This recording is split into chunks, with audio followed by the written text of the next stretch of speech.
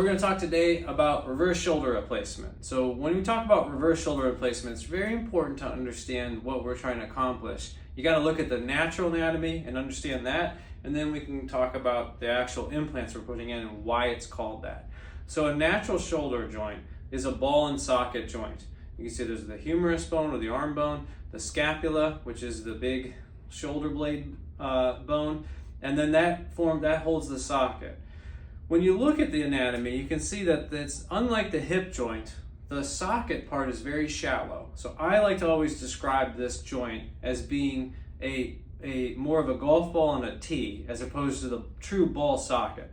That means that the bony anatomy doesn't have a real deep socket. And why does that matter? Well, everybody who doesn't have arthritis, and when you're younger, you know that you can move your shoulder around, you can elevate your arm real high and move it around. And it does this and you don't even have to think about it. That's because you have good cartilage, which doesn't have any nerve endings in it, and you can move your arm around and it doesn't cause any pain. And the second thing is you can bring your arm way high up because there's not that big bone restraint. Most people can't take their hip or their leg and put it behind their neck.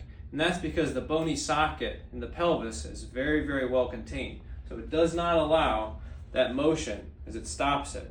And so if you have more of a golf ball and a tee like a natural shoulder, you can slide your arm way up and raise it up high.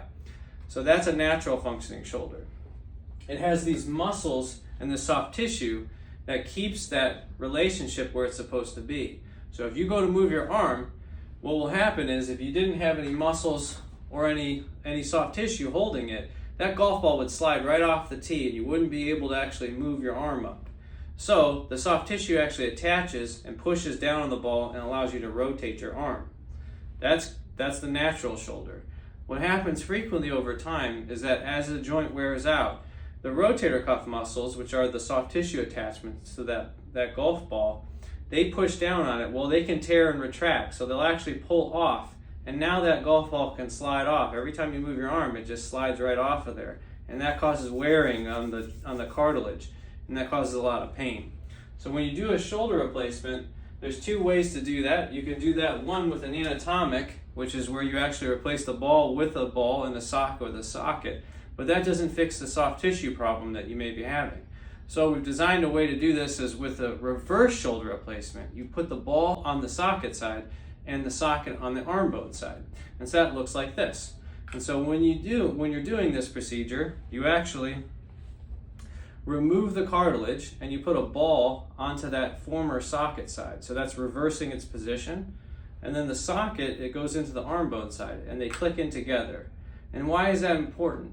Well, this actually allows that socket to be driven onto the ball. And as you move your arm, you're actually able to raise it up because what's happening is it's driving that socket on. So it's driving that containing part on and it allows it to rotate and get you to bring your arm up. So it's an excellent way to do this to help relieve pain and to restore and maintain motion in the shoulder.